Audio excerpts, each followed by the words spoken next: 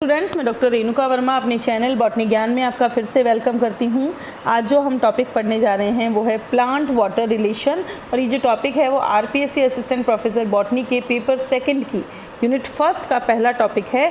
तो आज से जो है हम इसकी यूनिट सेकंड को भी इसके पेपर सेकंड को भी साथ साथ स्टार्ट करेंगे। तो इस टॉपिक को स्टार्ट करने से पहले अगर आप मेरे चैनल पर नए हैं तो प्लीज़ मेरे चैनल को सब्सक्राइब कर दीजिए और बेल बटन दबाकर नोटिफिकेशन स्टार्ट करना ना भूलें।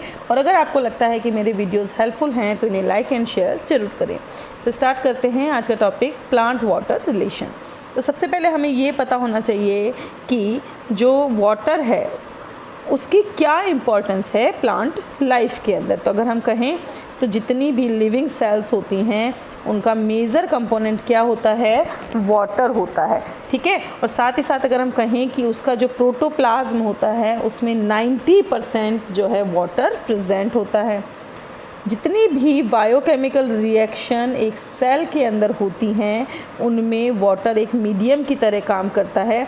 साथ ही साथ एक स्थान से दूसरे स्थान पर, one region to another region में, ट्रांसपोर्टेशन मीडियम के रूप में भी वाटर ही वर्क करता है। वाटर एक बाइपोलर कंपाउंड होता है, इसीलिए ये यूनिवर्सल सॉल्वेंट की तरह काम करता है। हमने सुना है ना कि जो जल है वो एक सर्वोत्तम विलायक होता है, मतलब इसमें इजीली सभी चीज़ें, लगभग सभी चीज़ें जो हैं इसमें घुल जाती हैं, इसीलिए इसको हम यूनिवर्सल सॉल्वेंट कहते हैं। वाटर जो है वो एक अच्छे बफर की तरह काम करता है, चाहे पीएच में चेंज हो जाए। क्योंकि वाटर में आयनाइजिंग प्रॉपर्टीज़ प्रेजेंट होती हैं। कुछ जीरोफाइट्स जो हैं वो क्या करते हैं, हाई टेम्परेचर के अगेंस्ट वाटर को बफर सिस्टम की रूप में यूज़ करते हैं। वाटर मॉलिक्यूल्स जो हैं एक दूसरे से अटैच रहते हैं, एक स्पेसिफिक फोर्स के द्वारा अट्रैक्ट होते हैं, जिसे हम कहते हैं कोहेजन फोर्स। अगर हम कहें कि वाटर जो है एक नैरो कॉलम में कन्फाइंड हो गया, एक नैरो कॉलम में से अगर वाटर को निकाला जा रहा है जस्ट लाइक जाइलम वेसल, तो क्या होता है, इसकी जो टेंसाइल स्ट्रेंथ और कोहेजन फोर्स होते हैं वो बहुत ज़्यादा हाई हो जाते हैं, और इसी वजह से कंटिन्यूटी बनती है और वाटर जो है उसका मूवमेंट हो पाता है ऊपर एक स्थान से दूसरे स्थान की तरफ। इसे ही हम इंग्लिश में एसेंट ऑफ सैप और हिंदी में रसारोहण कहते हैं। साथ ही साथ जितनी भी एक्टिविटीज़ होती है जस्ट लाइक ऑस्मो रेगुलेशन, उसमें वाटर बहुत इम्पॉर्टेंट है। सेल की टर्गिडिटी बनाए रखने में, स्टोमेटा की ओपनिंग एंड क्लोजिंग में, और साथ ही साथ प्लांट बॉडी की ग्रोथ में भी वाटर इम्पॉर्टेंट होता है। वाटर जो है उसमें हाइड्रोजन एटम प्रेजेंट होते हैं, तो ये हाइड्रोजन एटम का सोर्स हो गया। ठीक है, तो जब भी हमें फोटोसिंथेसिस रिएक्शन में कार्बन डाइऑक्साइड का रिडक्शन करना होता है तो उसके रिडक्शन के लिए जो हाइड्रोजन एटम चाहिए होते हैं वो कहाँ से आते हैं, वाटर से आते हैं। ठीक है, प्रोटोप्लाज्म का जो हाइड्रेशन होता है वो ज़रूरी होता है उसके प्रॉपर ऑर्गेनाइजेशन के लिए, उसके लिए वाटर ज़रूरी है। साथ ही साथ सेल ऑर्गेनीज की करेक्ट फंक्शनिंग के लिए भी वाटर इम्पॉर्टेंट होता है। ये सारी चीज़ें हम वो पढ़ रहे हैं कि वाटर जो है वो प्लांट लाइफ के लिए कैसे इम्पॉर्टेंट होता है। जितने भी मूवमेंट्स होते हैं उनके लिए वाटर एक मीडियम की तरह सर्व करता है, क्योंकि इसमें बहुत सारे डिज़ोल्व सब्सटेंसेस रहते हैं just like gas, minerals, organic solutes. तो ये जाइलम और फ्लोएम टिश्यूज़ में जो मूवमेंट होता है वाटर का या मिनरल्स का, उसमें वाटर एक मीडियम की तरह सर्व होता है। ठीक है, साथ ही साथ जितनी भी बहुत सारी जो मेटाबॉलिक रिएक्शंस होती हैं उसमें वाटर डायरेक्ट पार्ट लेता है।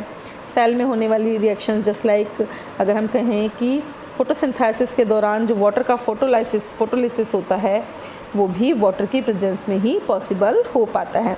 वाटर का जो एब्जॉर्प्शन है, ठीक है, उससे क्या होता है, वाटर के एब्जॉर्प्शन से जो वाटर लॉस हुआ है प्लांट से ट्रांसपिरेशन के द्वारा, मतलब कि जो वाष्पोत्सर्जन हुआ उससे पानी निकला, तो जैसे ही अवशोषण होगा, अब्जॉर्प्शन होगा, वो जो है वो दोनों मात्राएं इक्वल हो जाती हैं, इतना लॉस प्लांट को नहीं होता। साथ ही साथ अगर हम कहें तो जो बहुत सारे बायोमॉलिक्यूल्स होते हैं उनके स्ट्रक्चरल ऑर्गेनाइजेशन को स्टेबल बनाने में वाटर हेल्प करता है। वाटर ट्रांसपिरेशन की रेट को इंक्रीज़ करता है। वाटर की प्रेजेंस में सीड्स बहुत तेज़ी से श्वसन करते हैं, रिस्पायर करते हैं। प्लांट्स के जो डिफरेंट ऑर्गेनिक कंस्टिट्यूएंट्स हैं just like carbohydrate, protein, nucleic acid, enzyme, ये सारे के सारे पानी की एब्सेंस में, वाटर की एब्सेंस में अपनी फिज़िकल और केमिकल प्रॉपर्टीज़ को लूज़ कर देते। तो इनकी फ़िज़िकल और केमिकल प्रॉपर्टीज़ को बनाए रखने में भी वाटर इम्पॉर्टेंट रोल प्ले करता है। जो ट्रॉपिकल प्लांट्स होते हैं, उष्णकटिबंधीय जो पादप होते हैं, यहाँ पर भी वाटर एक इम्पॉर्टेंट रोल प्ले करता है। किसमें? हाई टेम्परेचर के अगेंस्ट थर्मल रेगुलेशन के अंदर हेल्प करता है। वाटर क्या करता है? सॉल्यूट्स की ट्रांसलोकेशन में हेल्प करता है, गैमेट्स की मोबिलिटी में हेल्प करता है, स्पोर्स के डिसेमिनेशन में हेल्प करता है। साथ ही साथ अगर हम कहें तो जो एक्वेटिक प्लांट हैं उसके फ्रूट और सीड्स को भी डिस्पर्स होने में हेल्प करता है। बहुत सारी फिजियोकेमिकल रिएक्शंस होती हैं जो कि प्रोटोप्लाज्म को इफ़ेक्ट करती हैं वाटर से रिलेटेड, जस्ट लाइक परमेबिलिटी यानी कि पारगम्यता, डिफ्यूज़न यानी कि विसरण, ऑस्मोसिस यानी कि परासरण, इम्बिशन यानी कि अंतःशोषण, प्लाज्मोलाइसिस यानी कि जीव द्रव्य कुंचन एंड टर्गर प्रेशर यानी कि स्फीत दाब। अब इनको थोड़ा डिटेल में जो है हम देख लेते हैं। फर्स्ट वन इज़ परमेबिलिटी यानी कि पारगम्यता।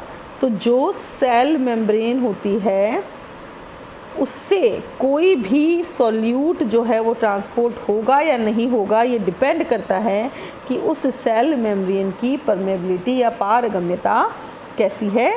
तो परमेबिलिटी के बेसिस पर सेल मेम्ब्रेन जो है 4 तरह की होती है। फर्स्ट वन इज़ परमिएबल यानी कि पारगम्य, यानी कि हम कहें कि जब हम कहें कि एक सेल मेम्ब्रेन जो है, सेल मेम्ब्रेन से जब सॉल्यूट और सॉल्वेंट दोनों ही इजीली पास हो सकते हैं तो उसे हम क्या कहते हैं? उस सेल मेम्ब्रेन को हम क्या कहेंगे? परमिएबल कहेंगे। जब हम बात करते हैं सेमी परमिएबल की, तो जब सिर्फ सॉल्वेंट तो मेम्ब्रेन से पास हो सकता है, सॉल्यूट नहीं हो सकता, तो उसे हम सेमी परमिएबल कहेंगे, जिसका एग्जाम्पल है सेल मेम्ब्रेन। थर्ड जो टाइप है वो है सेलेक्टिवली परमिएबल यानी कि चयनात्मक पारगम्य।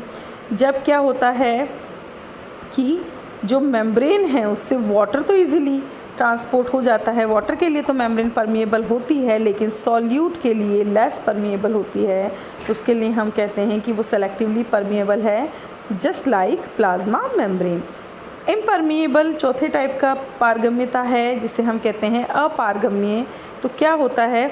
जब कोई भी मेम्ब्रेन लिक्विड और गैस दोनों के लिए इम्परमिएबल होती है तो उसे हम अपारगम्य कहते हैं। एग्जाम्पल है क्यूटिकल। इनके एग्जाम्पल भी आप ध्यान रखिए, सेलेक्टिवली परमिएबल कौन सी है, इम्परमिएबल कौन सी है। सेकेंड इज़ डिफ्यूज़न यानी कि विसरण। क्या होता है जब हम कहते हैं कि जो मॉलिक्यूल्स हैं उनका मूवमेंट हायर कंसंट्रेशन रीजन से लोअर कंसंट्रेशन रीजन की तरफ होता है तो उसे हम डिफ्यूज़न या विसरण कहते हैं। तो सुना होगा, हिंदी में कहते हैं कि जब अणु उच्च सांद्रता से निम्न सांद्रता की ओर गमन करते हैं तो उसे हम विसरण कहते हैं। ठीक है, तो जो सेल्स होते हैं उसके अंदर और बाहर सब्सटेंसेस के मूवमेंट में डिफ्यूज़न हेल्प करता है। डिफ्यूज़न को हम 2 टाइप में क्लासीफाई करते हैं, simple diffusion and facilitated diffusion. First one is simple diffusion. Simple diffusion जो है ये एक ऐसी प्रोसेस है, ये है आपका सिंपल डिफ्यूज़न। सिंपल डिफ्यूज़न जो है एक ऐसी प्रोसेस है जिसमें एक सेमी परमिएबल मेम्ब्रेन के थ्रू जो है सब्सटेंस मूव करते हैं और यहाँ पर किसी भी तरीके के ट्रांसपोर्ट प्रोटीन्स की हेल्प नहीं ली जाती। जस्ट लाइक अगर हम कहें कि बैक्टीरिया जो है स्मॉल न्यूट्रिएंट्स को डिलीवर करता है, वाटर एंड ऑक्सीजन को डिलीवर करता है थ्रू सिंपल डिफ्यूज़न, यानी कि इनके साइटोप्लाज्म में इसी प्रोसेस के थ्रू ईजीली वाटर का ट्रांसपोर्टेशन होता है। ये सिंपल डिफ्यूज़न है। अगर आप देखें तो यहाँ पर आप देखिए ये जो ग्रीन कलर के पार्टिकल्स हैं इनको हम डिफ्यूजिंग पार्टिकल्स कह रहे हैं। ये इजीली अंदर बाहर आ जा पा रहे हैं, कोई भी कैरियर प्रोटीन यहाँ पर प्रेजेंट नहीं है, तो इसे हम क्या कहेंगे? सिंपल डिफ्यूज़न कहेंगे। Second one is facilitated diffusion, सुगम विसरण हम इसे कहेंगे। ये एक पैसिव मूवमेंट है मॉलिक्यूल्स का जो कि सेल मेम्ब्रेन के दोनों तरफ होता है। यहाँ पर भी क्योंकि ये विसरण है तो रीजन ऑफ हायर कंसंट्रेशन से रीजन ऑफ लोअर कंसंट्रेशन की तरफ होता है, लेकिन फ़र्क इतना है कि हमने सिंपल डिफ्यूज़न में देखा था कोई करियर प्रोटीन नहीं थे, लेकिन फैसिलिटेटेड डिफ्यूज़न के अंदर करियर मॉलिक्यूल्स प्रेजेंट होते हैं जिन्हें हम चैनल एंड कैरियर कहते हैं। यहाँ पर हम कंपैरिजन देख सकते हैं, ये सिंपल डिफ्यूज़न है, फैसिलिटेटेड डिफ्यूज़न है। यहाँ पर हायर कंसंट्रेशन से लोअर कंसंट्रेशन में इजीली जो है मॉलिक्यूल्स चले गए हैं, जबकि फैसिलिटेटेड डिफ्यूज़न में जो है एक यहाँ पर ये जो स्ट्रक्चर आपको दिख रहा है करियर प्रोटीन जो है यहाँ पर प्रेजेंट है, चैनल प्रेजेंट है, जिसके थ्रू जो है अंदर और बाहर जो है मॉलिक्यूल्स का या पार्टिकल्स का ट्रांसपोर्टेशन हो रहा है। तो इसे हम क्या कहते हैं, इसे हम फैसिलिटेटेड डिफ्यूज़न कहते हैं। नेक्स्ट वन इज़ ऑस्मोसिस यानी कि परासरण। तो यहाँ पर वाटर का मूवमेंट जब सेमी परमिएबल मेम्ब्रेन के दोनों तरफ होता है तो उसे हम क्या कहते हैं, उसे हम ऑस्मोसिस या परासरण कहते हैं। यहाँ पर वाटर जो है हायर कंसंट्रेशन रीजन से लोअर कंसंट्रेशन रीजन तक तब तक मूव करता रहता है, तब तक वहाँ पर एक इक्विलिब्रियम या हम कहें कि जब तक साम्यावस्था उत्पन्न ना हो जाए। ठीक है, ये दो प्रोसेसेस के अंदर हम देख सकते हैं, इसको समझ सकते हैं, एंडोस्मोसिस एंड एक्सोस्मोसिस। एंडोस्मोसिस जो है वो कैसी होती है, ये एक ऐसी प्रोसेस है जिसमें वाटर का इन्वॉल्व डिफ्यूज़न होता है और एक सेमी परमिएबल मेम्ब्रेन यहाँ पर इन्वॉल्व्स होती हैं। और ये कब होता है, जब आसपास सेल के आसपास का जो सॉल्यूशन है वो लेस कंसंट्रेटेड होता है। जब हम बात करते हैं एक्सोस्मोसिस की, बही पराशरण की, तो एक ऐसी प्रोसेस है जिसमें वाटर का डिफ्यूज़न कहाँ होगा, आउटवर्ड होगा, बाहर की तरफ होगा। और यहाँ पर भी सेमी परमिएबल मेम्ब्रेन की थ्रू ही जो है ट्रांसपोर्टेशन होगा। और ये जो है तब होता है जब सेल के आसपास का जो मीडियम है जो बहुत ज़्यादा कंसंट्रेट होता है। और इसी के बेस पर की सांद्रता कैसी है, प्लांट सेल्स जो हैं 3 टाइप्स की होती हैं। पहले यहाँ पर हम एंडोस्मोसिस एक्सोस्मोसिस को देखें। ये किशमिश थी, किशमिश को हमने वाटर में डाला, वाटर में डालने से क्या हुआ, किशमिश ने वाटर को एब्जॉर्ब कर लिया और वो फूल गई, यानी कि यहाँ पर परासरण हुआ है, बाहर से पानी अंदर की तरफ गया है, उसको हम एंडोस्मोसिस कहते हैं। एक्सोस्मोसिस की बात करते हैं तो यहाँ पर देखिए अंगूर जो हैं उनको सॉल्यूशन में रखा गया है, जिस वजह से सेल के अंदर से बाहर की तरफ जो वाटर है वो रिमूव हो गया है और जो ग्रेप्स हैं वो सिकुड़ गए हैं।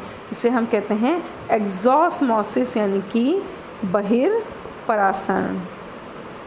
सॉल्यूशन की जो हम बात करते हैं, डिफरेंट टाइप के सॉल्यूशंस यहाँ देखने को मिलते हैं। अगर आप देखेंगे तो एक ऐसा सॉल्यूशन जो है जिसमें सेल और ब्लड में सॉल्ट कंसंट्रेशन सिमिलर होती हैं, ठीक है, उसे हम क्या कहते हैं, आइसोटोनिक, और हिंदी में इसको हम कहते हैं समपरासरी विलयन। अगर एक सेल को हम आइसोटोनिक सॉल्यूशन में रख देते हैं तो क्या होगा, वहाँ पर वाटर का फ्लो जो है कंटिन्यूस नहीं हो पाएगा, बाहर की तरफ नहीं निकल पाएगा, और जिससे धीरे धीरे क्या होगा, सेल का जो वॉल्यूम है वो धीरे धीरे स्टेबल हो जाएगा। Next is hypotonic. Hypotonic solution जो है ये तब होता है जब हम कहें कि सेल के बाहर की तरफ का सॉल्यूशन हाइपोटोनिक है।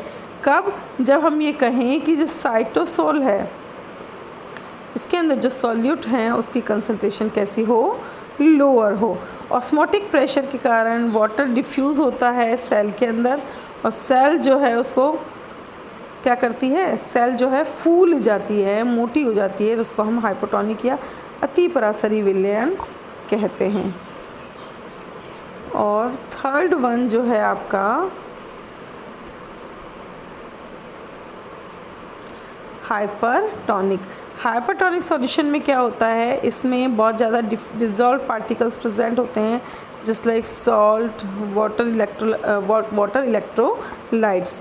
ये कहाँ मिलते हैं, नॉर्मल सेल्स और ब्लड के अंदर देखने को मिलते हैं। अगर एक सेल को हम स्ट्रॉन्ग हाइपरटोनिक सॉल्यूशन के अंदर रखते हैं तो क्या होता है, सेल के अंदर से वाटर पूरा बाहर निकल जाता है, सेल डिहाइड्रेट हो जाती है और अंत में उस सेल की मृत्यु हो जाती है। तीनों सॉल्यूशन अगर आप देखेंगे तो हाइपरटोनिक सॉल्यूशन में तो क्या होता है, पानी बाहर निकलता है, आइसोटोनिक सॉल्यूशन में बाहर भी निकलता है और बाहर भी रहता है, और हाइपोटोनिक सॉल्यूशन में क्या होगा, बाहर से पूरा जो पानी है वो सेल एब्जॉर्ब कर लेगी।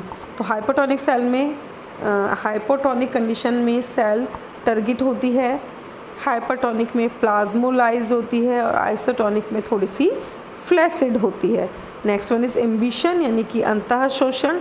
ये एक ऐसी प्रोसेस है जिसमें कि सॉलिड जो है वाटर को एब्जॉर्व करते हैं जिससे कि उनका वॉल्यूम इंक्रीज़ होता है। एग्जाम्पल अगर हम कहें तो जो सीड्स और ड्राई वुड हैं उनके द्वारा वाटर का एब्जॉर्प्शन जो है वो एम्बिशन का एग्जाम्पल है। यहाँ पर जो वाटर का मूवमेंट होता है वो कंसंट्रेशन ग्रेडियंट के अलोंग होता है। Next is plasmolysis. प्लाज्मोलाइसिस जो है इस प्रोसेस में क्या होता है, नेक्स्ट इज प्लाज्मोलाइसिस। प्लाज्मोलाइसिस एक ऐसी प्रोसेस है जिसमें वाटर जो है सेल के बाहर मूव करता है, सेल मेम्ब्रेन श्रिंक हो जाती है और सेल वॉल से दूर हो जाती है।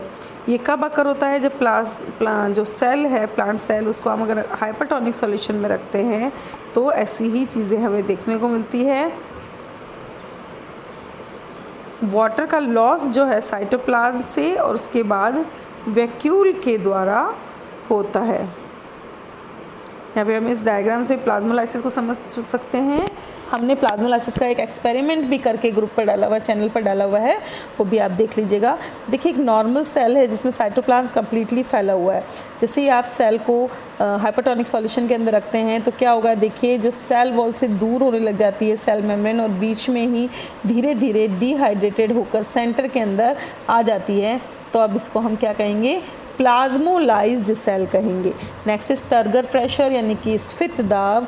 तो जब हम एक सेल को हाइपोटोनिक सॉल्यूशन में रखते हैं तो वाटर जो है बाहर से सेल के अंदर मूव करता है जिससे कि एक प्रेशर एक्सर्ट होता है और उस प्रेशर को ही हम क्या कहते हैं, टर्गर प्रेशर कहते हैं। तो जब सेल फूल जाती है जिसमें पानी की मात्रा बढ़ जाती है तो ऐसे सेल को हम टर्गिड सेल कहते हैं। तो ये था हमारा आज का लेक्चर जिसमें हमने ये जाना कि प्लांट की लाइफ में वाटर क्यों इम्पॉर्टेंट है, कौन कौन सी एक्टिविटीज़ में इम्पॉर्टेंट है। तो आई होप ये जो लेक्चर है आपको अच्छे से समझ में आ गया होगा।